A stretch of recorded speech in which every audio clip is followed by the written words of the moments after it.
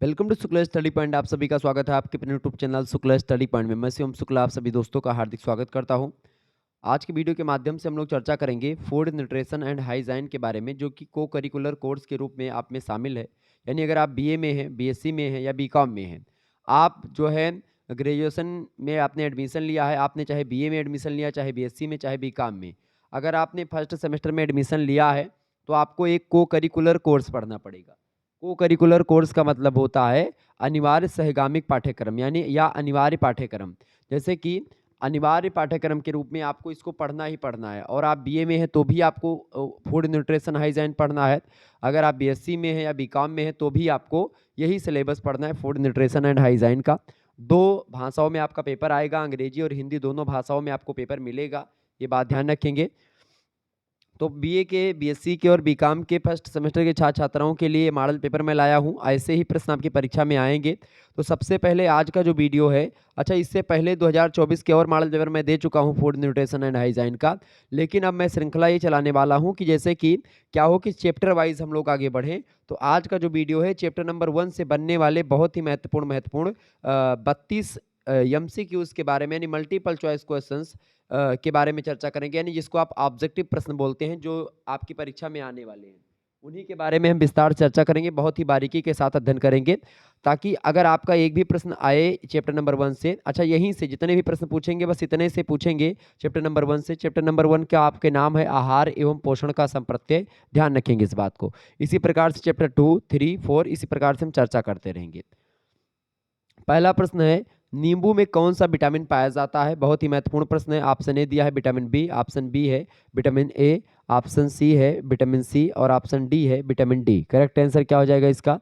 फटाफट से आप बताने का प्रयास करेंगे।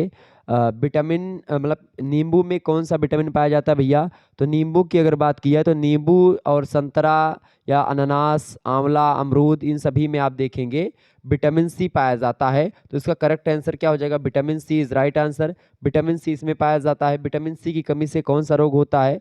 तो विटामिन सी की कमी से जानते हैं क्या रोग होता है? स्कर्वी नाम का रोग जो होता है विटामिन सी की कमी से हो जाता है। ये बात ध्यान रखेंगे, परीक्षा में ऐसे प्रश्न पूछा जाता है। ओके, विटामिन जो होते हैं हमारी शरीर में अगर अच्छे मात्रा में होते हैं, उचित मात्रा में होते हैं, तो हमारे शरीर में रोग नहीं होते हैं। अगर विटामिन की कमी होती है तो हमारे शरीर में कई प्रकार के रोग होने लगते हैं। जैसे विटामिन ए की कमी से रतौंधी हो जाता है, विटामिन बी की कमी से बेरी हो जाता है, विटामिन सी की कमी से स्कर्वी हो जाता है, विटामिन डी की कमी से रिकेट्स यानी सूखा रोग हो जाता है। इसी प्रकार से विटामिन के की कमी अगर होती है तो रक्त का थक्का नहीं बनता। ऐसे तमाम प्रकार की बीमारियां होती हैं जो कि विटामिन के कारण से होती हैं। अच्छा, विटामिन है क्या? विटामिन एक पोषक तत्व होता है। 6 पोषक तत्व होते हैं, उन्हीं में से एक विटामिन होता है, ठीक है। और एक होता है आपका कार्बोहाइड्रेट, ठीक है। एक होता है आपका वसा, एक होता है आपका एक प्रकार से प्रोटीन, एक होता है खनिज लवण और एक होता है जल, ठीक है। तो ये एक प्रकार से आपके 5 ये और एक आपका विटामिन ही हो गया। तो विटामिन और खनिज लवण जो होते हैं एक जैसी भूमिका निभाते हैं शरीर में, यानी कि ये क्या करते हैं, जैसे विटामिन जो होता है उसकी कमी से भी रोग होता है शरीर में, और विटामिन की अगर उचित मात्रा रहेगी तो शरीर में रोग नहीं होगा। ऐसे ही खनिज लवण जो होते हैं जैसे पोटेशियम, कैल्शियम, इन सभी के कारण से क्या होता है, कार्बोहाइड्रेट्स, मतलब ऐसे तमाम प्रकार की चीज़ें होती हैं। तो कार्बोहाइड्रेट और खास करके जो वसा होती है ये शरीर को हमारे ऊर्जा प्रदान करते हैं। अच्छा, जो मैंने आपको बताया कि भाई जो खनिज लवण होते हैं जैसे पोटेशियम, सोडियम, आयोडीन, इन सभी की कमी से अलग अलग प्रकार के रोग होते हैं। तो मतलब अगर जैसे विटामिन की कमी से होते हैं वैसे खनिज लवण की कमी से होते, तो इन सभी की मात्रा भोजन में उचित मात्रा में होती है। तो ये आहार नियोजन के अंतर्गत रखा जाता है, संतुलित आहार की बात हम कर रहे हैं। तो ऐसे ही चीज़ों को आपको समझना पड़ेगा। तो भोजन करते समय या भोजन का जो प्लान करते समय आपको ये ध्यान देना होता है कि किसके लिए आप भोजन बना रहे हैं, उसमें कौन कौन सी बीमारियां हैं, वो कौन सी अवस्था में है, वो महिला है या पुरुष है, वो धात्री अवस्था में है या गर्भावस्था के दौरान महिला है। तो ऐसे आपको ध्यान देना पड़ेगा। कोई पुरुष के लिए आप अगर खाना तैयार कर रही हैं तो खाना पुरुष ज़्यादा काम करने वाला है, कुदाल वाला मतलब कुदाल चलाने वाला कोई व्यक्ति के लिए खाना बना रही हैं, या एक प्रकार से कोई डॉक्टर है, कोई केवल मतलब कि केवल जैसे डॉक्टर, मास्टर, इन सब प्रोफेसर, इन सभी के लिए दूसरे टाइप के भोजन की व्यवस्था की जानी चाहिए। चूँकि ये लोग मानसिक मेहनत करते हैं और शारीरिक मेहनत के लिए ज़्यादा ऊर्जा वाला भोजन होना चाहिए। ऊर्जा हमारे शरीर को कार्बोहाइड्रेट और वसा देती हैं। हालांकि कार्बोहाइड्रेट ज़्यादा ऊर्जा देती है, वसा कम ऊर्जा देती है। ये सब चीज़ें आपको जाननी पड़ेंगी, ठीक है। तो इसका करेक्ट आंसर क्या हो जाएगा? Option number C is right answer. आगे देखेंगे, अगला क्वेश्चन आपकी स्क्रीन पर आ चुका, फटाफट से आप देखेंगे। दूसरा प्रश्न आपकी स्क्रीन पर आ चुका है। बुखार में व्यक्ति को दिया जाता है, बुखार में व्यक्ति को क्या दिया जाता है भैया? तो बुखार में व्यक्ति को वसायुक्त भोजन, कैलोरी युक्त भोजन, या अधिक तेल से और घी से युक्त भोजन, या गरिष्ठ भोजन। तो भाई गरिष्ठ भोजन आपको नहीं देना है। वसा जानते हैं क्या होती है? वसा मतलब मोटापा, जैसे कि जो ऑयली पदार्थ होते हैं, समोसा से लेकर के पूड़ी, ये सब आपको, ये सब भी नहीं देना है। यानी वसीय पदार्थ बिल्कुल भी नहीं देना है, घी मक्खन ये सब नहीं देना है। बुखार में व्यक्ति को कैलोरी युक्त भोजन देना चाहिए, ऊर्जा से युक्त भोजन देना चाहिए जिसमें ऊर्जा मिले, ठीक है। ये बात है, अधिक तेल और घी युक्त भोजन भी नहीं देना चाहिए। तो आपका करेक्ट आंसर हो जाएगा ए ऑप्शन, ठीक है। आगे देखें, तीसरा प्रश्न है कुपोषण। कुपोषण मतलब जिसका पोषण नहीं हुआ है, मतलब जिसमें आप पोषण में 6 तत्व होते हैं, इन 6 तत्वों की कमी जिस पुरुष में होती है उसी को कुपोषित पुरुष कहा जाता है, कुपोषित व्यक्ति कहा जाता है, समझ रहे हैं। तो कुपोषण का मतलब होता है जिसमें पोषण उचित मात्रा में ना हो, पोषण की कमी हो, ठीक है, पोषक तत्वों की कमी हो।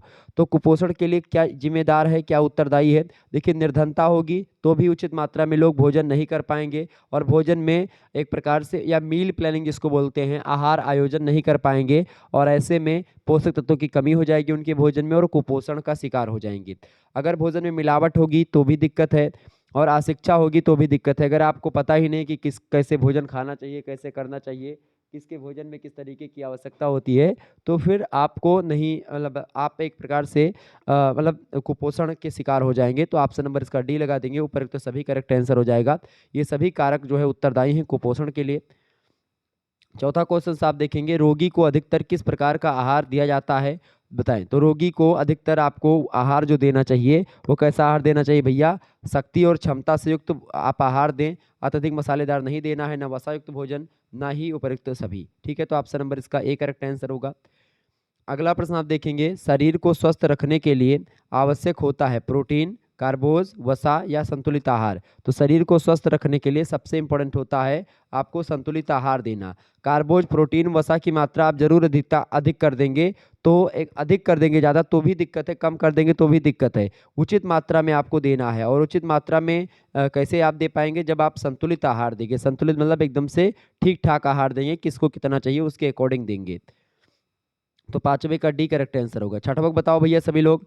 प्रश्न है, शारीरिक श्रम करने वाले एक व्यक्ति को, कैलोरी माने होता है ऊर्जा नापने की इकाई होती है, कैलोरी में नापा जाता है ऊर्जा को, शक्ति को। तो कितनी कैलोरी की आवश्यकता होती है शारीरिक श्रम करने वाले को? जो कुदाल फावड़ा या किसान लोग जो होते हैं, जो चलाते हैं, दिन भर मेहनत करते हैं, या जो ईटा गारा देते हैं, जो मजदूर लोग बेचारे, उनके लिए क्या व्यवस्था होती है? उनको कितना खाना चाहिए, उनको कितनी ऊर्जा की आवश्यकता होती है?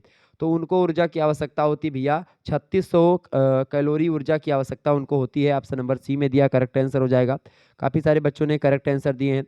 आगे देखिए, सातवां प्रश्न आ चुका है, किस आहार को संपूर्ण आहार कह सकते हैं? फल को, दूध को, मांस को, या दही को? आप सभी को पता होगा संपूर्ण आहार किसको कहा जाता है भैया?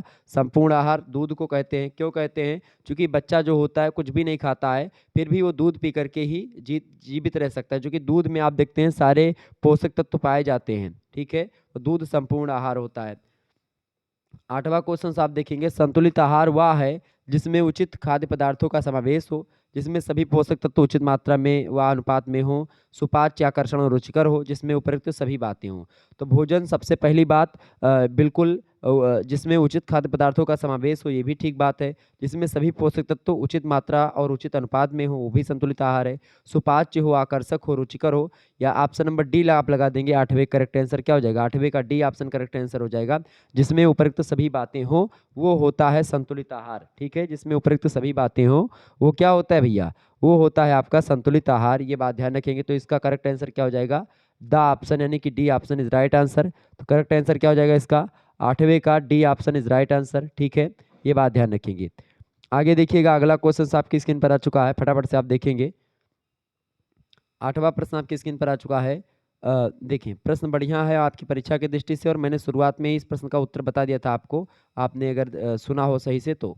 देखिए, प्रश्न है, पोषक तत्वों को मुख्य रूप से कितने समूहों में विभाजित किया गया है? तो पोषक तत्वों को कितने समूहों में बांटा गया भैया? पोषक तत्वों को 6 समूहों में। एक होता है कार्बोहाइड्रेट, ठीक है, एक होता है आपका वसा, ठीक है, कार्बोहाइड्रेट, वसा दूसरी, तीसरा आपका होता है प्रोटीन, चौथा आपका होता है विटामिन, ठीक है, चौथा आपका हो गया विटामिन, पांचवा आप लिख देंगे क्या, पांचवा आपका खनिज लवण, और छठवा होता है आपका जल। तो ये 6 पोषक तत्व होते हैं, ठीक है, जिनका अलग अलग उपयोग होता है। जैसे कि अगर बात करें हम प्रोटीन की, तो प्रोटीन जो होता है हमारे शरीर में क्या करता है, जो टूट फूट होती है उसकी मरम्मत करता है, कोशिकाओं और ऊतकों का निर्माण करता है। यानी शरीर में बॉडी बिल्डिंग में आप देखते हैं जो प्रोटीन लोग लेते हैं तो प्रोटीन लेते हैं उसमें, ठीक है। तो प्रोटीन हमारे शरीर को एकदम से हेल्दी बनाता है, मोटा बनाता है, तगड़ा बनाता है, मतलब कि टूट फूट चीज़ों की मरम्मत करता है, ठीक है। खनिज लवण और विटामिन जो होते हैं रोगों से रक्षा करते हैं। इसके अलावा कार्बोहाइड्रेट और वसा शरीर को ऊर्जा प्रदान करते हैं।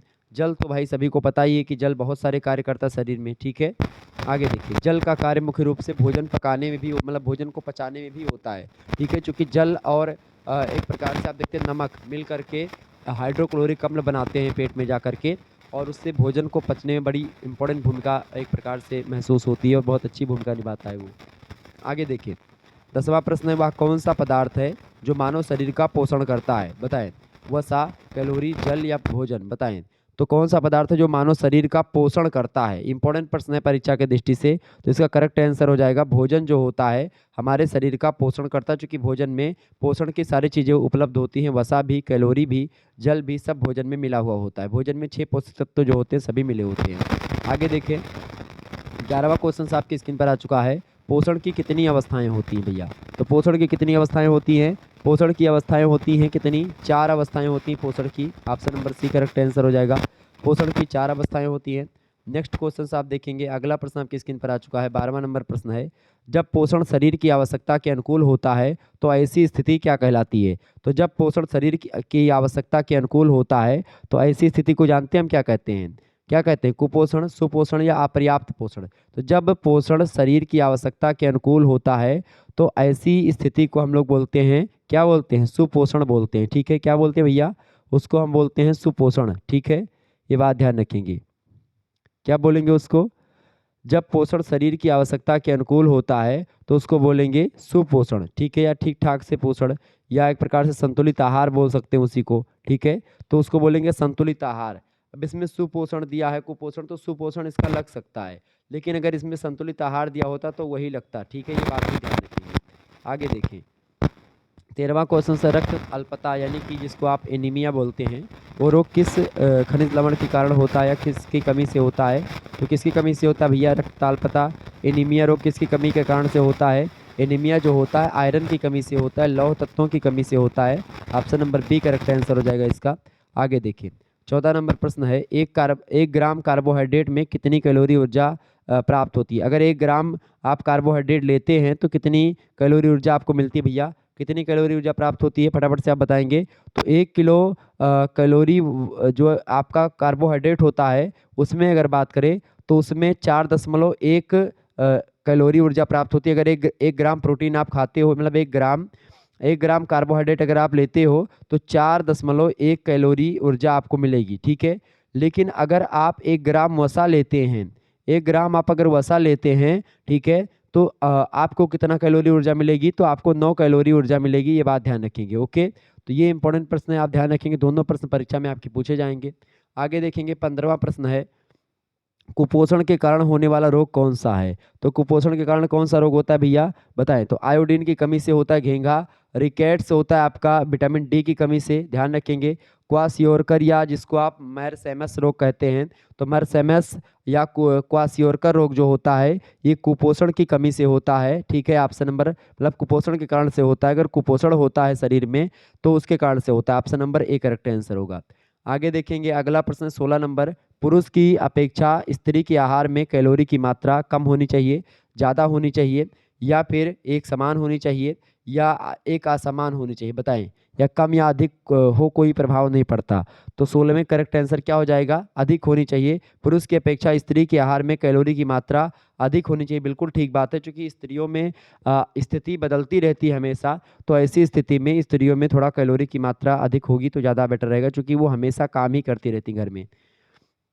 और भी तमाम सारी चीज़ें हैं स्त्रियों को लेकर के, तो गृहिणी का कर्तव्य होता है, मतलब चूँकि वो बहुत ज़्यादा स्ट्रेस भी आप देखते हैं, महिलाओं को टेंशन इसलिए होती है कि घर में रहती हैं और खास करके जब वो मतलब गर्भावस्था के दौरान होती तो उनको ज़्यादा कैलोरी की, ज़्यादा ऊर्जा की, सबकी ज़्यादा ज़रूरत होती है उनको। तो आगे देखिए 17वां प्रश्न है, निम्न में से पौष्टिक तत्व है, पौष्टिक तत्व कौन सा है भैया?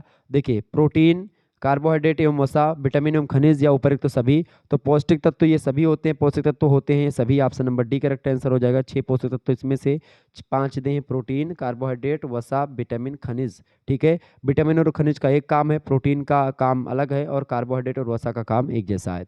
ठीक है, ध्यान रखेंगे। 18वां क्वेश्चन है, निम्न में से अपर्याप्त पोषण की कितनी स्थितियां होती हैं? तो अपर्याप्त पोषण की कितनी स्थितियां होती भैया? अपर्याप्त पोषण की 2 स्थितियां होती हैं। Option number A correct answer होगा। अगला क्वेश्चन आप देखेंगे, इंपॉर्टेंट प्रश्न है परीक्षा की दृष्टि से आपके, फटाफट से एक बार वीडियो को लाइक कर दीजिएगा। 19 नंबर प्रश्न है, संतुलित भोजन के लिए आवश्यक है कि, संतुलित भोजन के लिए क्या आवश्यक है भाई?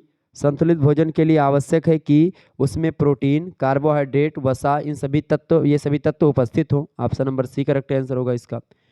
आगे देखेंगे 20वां प्रश्न है, अच्छा स्वास्थ्य बनाए रखने के लिए आवश्यक है, अच्छा स्वास्थ्य बनाए रखने के लिए क्या आवश्यक है भैया? संतुलित आहार लेना आवश्यक है। Option number D correct answer होगा। आगे देखेंगे 21 नंबर, एक किशोर लड़के को कितने किलो कैलोरी लेनी चाहिए? तो एक किशोर लड़के को लगभग और लगभग 2450 कैलोरी ऊर्जा की आवश्यकता होती है।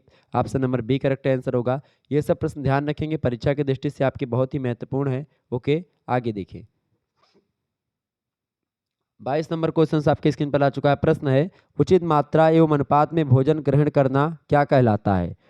तो उचित मात्रा में या और उचित अनुपात में भोजन ग्रहण करना जो कहलाता है उसको क्या बोलते हैं? उसी को बोलते हैं क्या? उत्तम पोषण। ऑप्शन नंबर इसका डी करेक्ट आंसर हो जाएगा। आगे देखिएगा, संतुलित आहार बोलते हैं। अगला क्वेश्चन है, दालों में सबसे अधिक क्या मिलता है? वसा, प्रोटीन, खनिज लवण या ग्लूकोज? तो दालों में सबसे ज़्यादा क्या पाया जाता है भैया? फटाफट से आप बताएंगे। दालों में सबसे ज़्यादा जो पाया जाता है वो पाया जाता है प्रोटीन। प्रोटीन जो होता है दाल में बहुत ज़्यादा पाया जाता है, ये बात ध्यान रखेंगे। ओके, इसके अलावा आपको बता दूं, जैसे कि आप देखेंगे कार्बोहाइड्रेट जो होता है चावल में, गेहूं में, ज्वार, बाजरा, मकई, साबूदाना, इन सभी में बहुत ज़्यादा पाया जाता है। ठीक है, इसके अलावा जो वसा होता है वो तेल, घी, मक्खन, इन सभी में पाया जाता है। चर्बी वगैरह में, अंडे का जो पीला भाग होता है उसमें, मछली, वनस्पति घी, इन सभी में पाया जाता है। प्रोटीन जो होता है दूध और दूध से बने हुए जितने पदार्थ होते हैं उनमें प्रोटीन पाया जाता है। इसके अलावा अंडे, मांस, यकृत, इन सभी में प्रोटीन पाया जाता है। लेकिन दालों में, खास करके बीजों में और फलियों में, राजमा में, मटर में, सोयाबीन में, इन सभी में भी पाया जाता है आपका प्रोटीन। ठीक है, इसके अलावा खनिज लवण जैसे कैल्शियम जो होता है दूध, अंडा, दही, इन सब में पाया जाता है। पालक, मेथी, बथुआ, हरा धनिया, इन सब में पाया जाता है। फास्फोरस दूध, अंडा, मांस, इन सब में पाया जाता है, दालों में पाया जाता है। ठीक है, तो ऐसे ऐसे तमाम सारी चीज़ होती हैं जो पाए जाते हैं।